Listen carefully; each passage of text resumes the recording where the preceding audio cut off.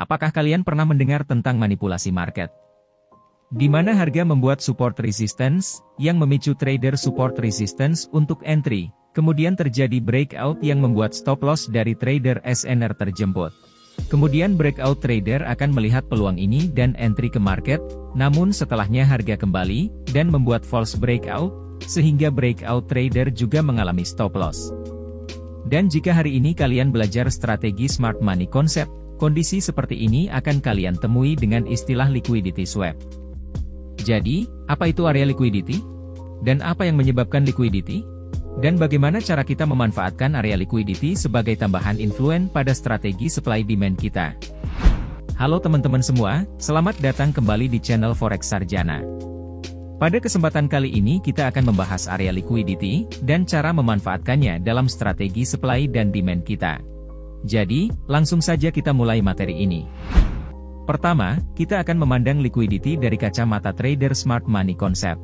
Jadi, katakanlah di sini kita menemukan area supply demand yang kuat, yaitu order block yang disusul area imbalan, dan terjadi break of structure. Jadi, area liquidity terjadi saat di mana harga membentuk support resistance sebelum harga menyentuh area supply demand atau order block kita. Di sini kita bisa berasumsi, saat harga membentuk support resistance, trader yang menggunakan strategi support resistance akan melakukan transaksi pada area ini dan meletakkan stop loss di area ini. Kemudian harga breakout dan menyentuh stop loss dari trader support resistance. Dan saat harga terjadi breakout, kondisi seperti ini akan memicu breakout trader untuk entry pada area ini dan meletakkan stop loss pada area ini.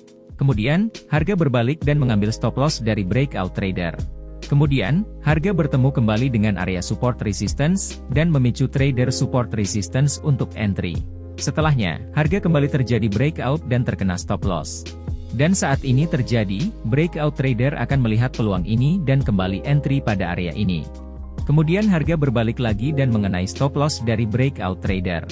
Dan inilah yang disebut liquidity swap, di mana harga mengambil stop loss dari retail trader.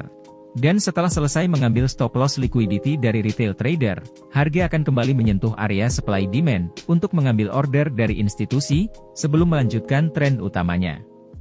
Dan di sini, area liquidity terkadang juga berupa area trend line yang akan memicu breakout trader untuk entry dari support resistance ini, atau retail trader yang menggunakan pantulan dari support resistance, serta trader yang entry berdasarkan trend line juga akan ikut entry pada area ini. Jadi pada area ini, akan terdapat banyak posisi, serta stop loss dari retail trader. Kemudian stop loss mereka akan tersapu, atau disebut liquidity swap, sebelum harga kembali mengambil order dari institusi pada area order block, dan melanjutkan tren utamanya. Seperti contoh di chart ini, kita bisa melihat area demand order block, yang diikuti area imbalan, dan break dari structure ini. Jadi kita tandai area ini. Dan di sini kita akan menunggu harga membentuk area liquidity sebelum harga masuk ke area demand order block kita. Jadi, jika harga langsung kembali ke area ini tanpa membentuk area liquidity, maka area ini akan kita cancel. Namun, di sini perlu saya perjelas. Jadi, ini hanya opsional, apakah kalian hanya mengambil area yang memiliki confluence dari area liquidity, atau tidak? Tentunya area yang memiliki influence dari liquidity akan memiliki probability lebih baik. Jadi, pada step ini kita akan menunggu adanya area liquidity sebelum harga menyentuh area demand kita. Kemudian, di sini kita bisa melihat harga membuat lower low dan lower high, dan ini yang disebut minor structure. Jadi kita bisa menarik garis trend line dari lower low dan lower high ini. Sekarang perhatikan, di sini kita bisa mengasumsikan bahwa adanya stop loss dari retail trader yang menggunakan entry di area support resistance, breakout, dan entry pada area trend line. Dan stop loss mereka berada pada area swing low, dan swing high pada area ini. Dan terkadang stop loss dari trader breakout berada di tengah dari area manipulasi ini. Jadi, area ini bisa kita katakan sebagai manipulasi market maker atau area liquidity. Sekarang, mari kita rangkum confluence apa saja yang kita miliki pada area demand ini. Pertama, kita memiliki area demand order block yang disusul area imbalan. Kedua, terjadi break of structure. Dan ketiga, harga membuat trend line liquidity, yang artinya, market maker sedang mencoba memanipulasi harga untuk mengambil stop loss dari para retail trader. Jadi kita akan buy pada area demand ini. Di sini kalian bisa memasang pending order, atau melakukan konfirmasi momentum yang sudah saya share di video sebelumnya. Jadi, pastikan kalian juga menonton materi sebelumnya, agar tidak kebingungan pada materi ini. Kemudian, harga kembali naik dari area ini, dan mengambil sisa stop loss dari retail trader. Jadi, jika kita buy di sini, transaksi ini berakhir profit. Kemudian, di sini kita bisa kembali melihat demand order block yang diikuti area imbalan, dan membuat break of tractor di sini. Jadi kita tandai area ini sebagai area demand order block. Kemudian, harga kembali turun hingga area imbalan, sebelum kembali naik. Jadi, kita bisa asumsikan area ini sebagai area support liquidity. Artinya harga akan kembali turun untuk membuat false breakout, dan terjadi manipulasi pada area ini, sebelum harga mengambil order demand pada area ini. Namun nyatanya harga tidak kembali pada area order block, dan hanya memantul pada area imbalan. Jadi area inilah yang disebut area fair value gap. Lalu, apakah yang terjadi di sini? Dan kenapa market maker tidak kembali membuat manipulasi pada area ini? Dan kenapa demand ini bahkan tidak tersentuh? Jadi sekarang, mari kita lihat area liquidity dari sudut pandang hukum ekonomi perdagangan. Jadi mari kembali ke setup kita sebelumnya. Di sini saya akan menjelaskan apa yang terjadi pada area imbalan dan kenapa liquidity bisa terjadi. Jadi pada titik ini seller masuk dan menawarkan aset yang diperdagangkan kepada buyer, sehingga terbentuk kandel merah ini. Kemudian pada harga ini, buyer tertarik dan masuk dengan jumlah besar, sehingga pada titik ini jumlah seller tidak sebanding dengan banyaknya buyer. Dan karena jumlah aset yang dijual dari seller tidak sebanding, dan buyer saling berebut aset yang dijual, akhirnya seller menaikkan harga, dan terjadi tawar-menawar harga, atau di dunia nyata kita bisa menyebutnya dengan istilah lelang. Jadi pada titik ini terjadi penawaran harga oleh buyer, dan buyer lain menawar dengan harga yang lebih tinggi, kemudian masuk buyer lain yang menawar dengan harga lebih tinggi. Hingga pada titik ini seller setuju untuk menjual aset yang diperdagangkan pada harga yang sudah disepakati oleh seller dan buyer. Namun, buyer tetap berdatangan dengan jumlah besar, dan jumlah seller yang menjual aset tidak seimbang. Akhirnya buyer kembali berebut aset, dan kembali terjadi lelang harga. Sehingga terbentuk pola rally base rally di sini. Dan inilah alasan kenapa imbalan bisa terbentuk. Kemudian perhatikan, saat harga turun, harga akan bertemu buyer yang sebelumnya menawar harga. Dan saat itu terjadi, buyer yang sebelumnya menawar harga pada area ini dan belum mendapatkan barang, akan kembali masuk, dan berebut untuk membeli aset, sehingga harga kembali naik. Dan sampai di atas, seller atau buyer yang sudah memiliki aset tertarik untuk menjual asetnya pada area ini. Dan karena pada area ini order buy sudah habis, dan seller berdatangan, maka harga akan turun. Dan disinilah proses terbentuknya area liquidity, atau ada yang menyebutnya front running dari institusi, di mana terjadi berebut beli, yang menandakan area ini adalah area demand yang kuat. Dan saat harga masuk ke area ini, harga akan bertemu dengan demand yang ingin membeli pada range harga ini. Dan ingat, titik ini adalah titik awal terjadinya aksi tawar-menawar dari buyer. Dan seperti hukum ekonomi, semakin rendah harga, maka buyer akan semakin banyak, dan seller semakin sedikit.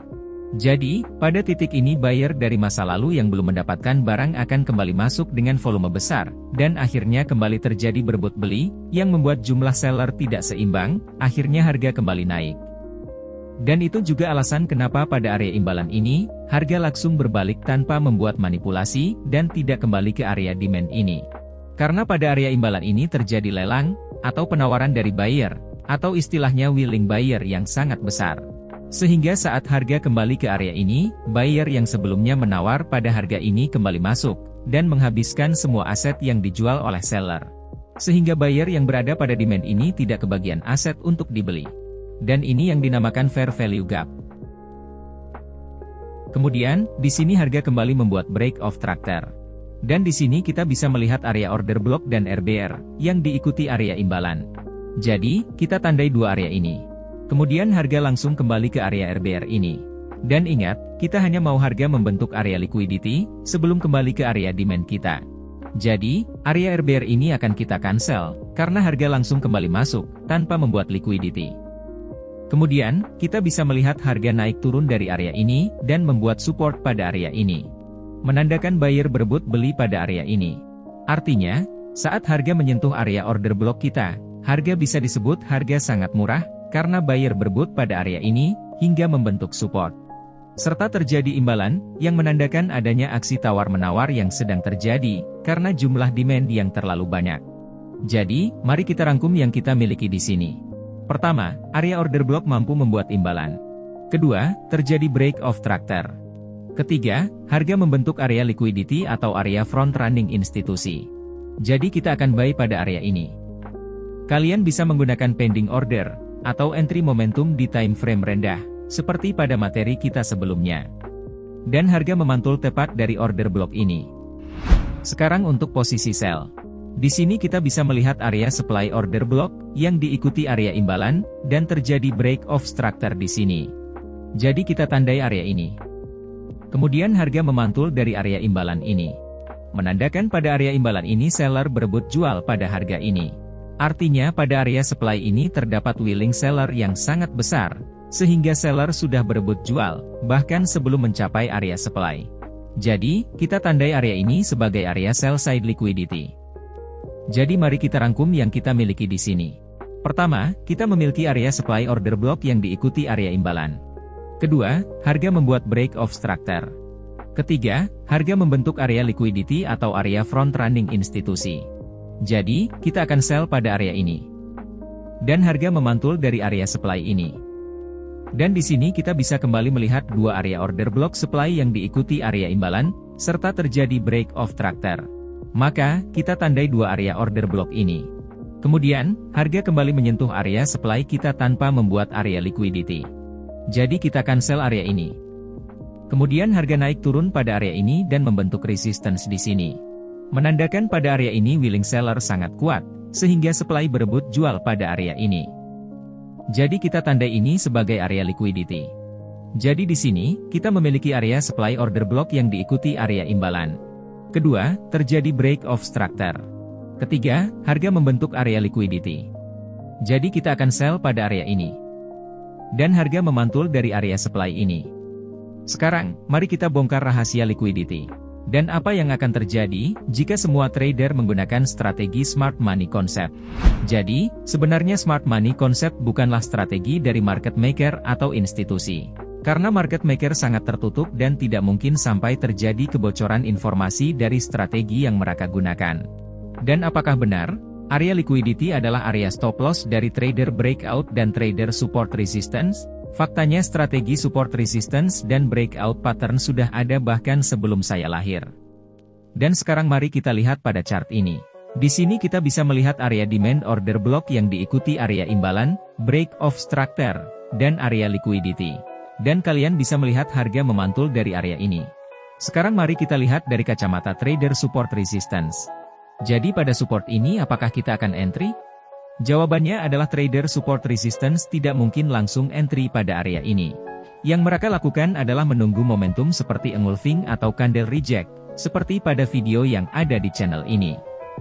Seperti contoh pada resistance di atas sini, kita bisa melihat harga membuat candle reject dan bearish engulfing di sini. Kemudian di bawah ini kita juga bisa melihat support. Dan di sini kita bisa melihat reject dan bullish engulfing. Dan jika kalian trader breakout, kalian akan melihat flag pattern di sini, seperti strategi breakout yang sudah saya share di channel ini. Kemudian, pada chart ini, kita bisa melihat demand order block yang diikuti area imbalan, break of structure, dan harga membuat area liquidity. Namun, harga menembus area order block ini. Melainkan, harga menghormati area support di bawahnya, dan membuat bullish engulfing.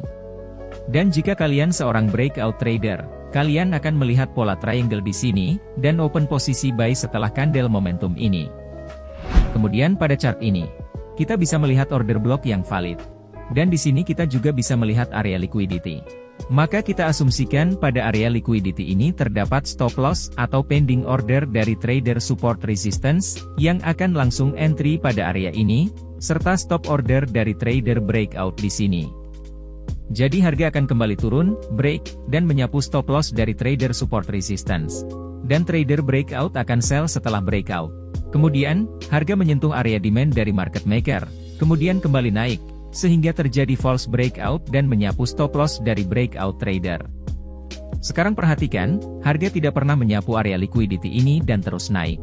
Lalu, kenapa market maker tidak melakukan manipulasi dan menyapu order retail trader di sini? Apakah mereka lupa?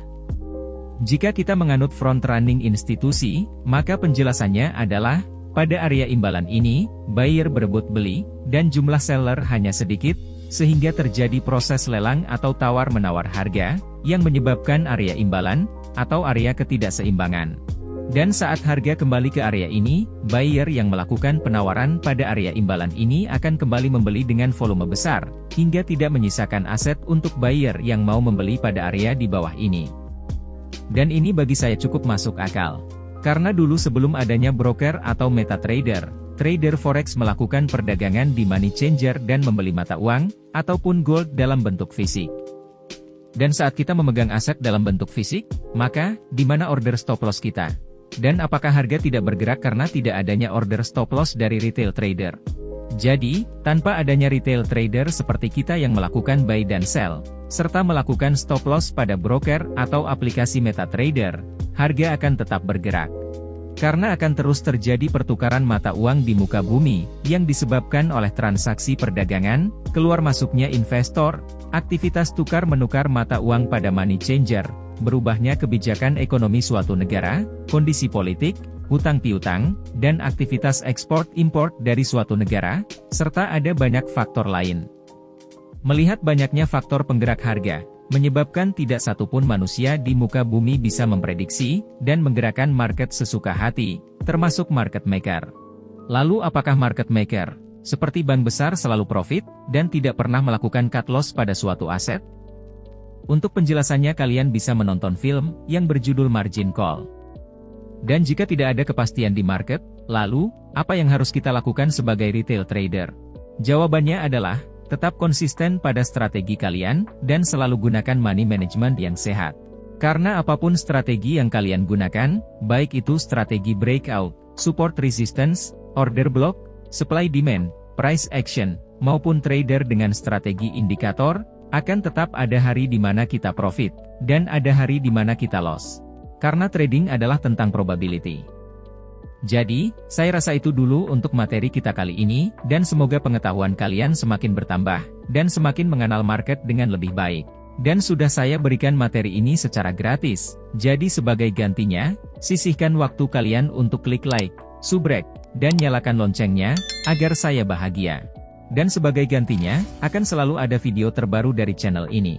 Terima kasih telah menonton hingga akhir dan sampai jumpa di video selanjutnya.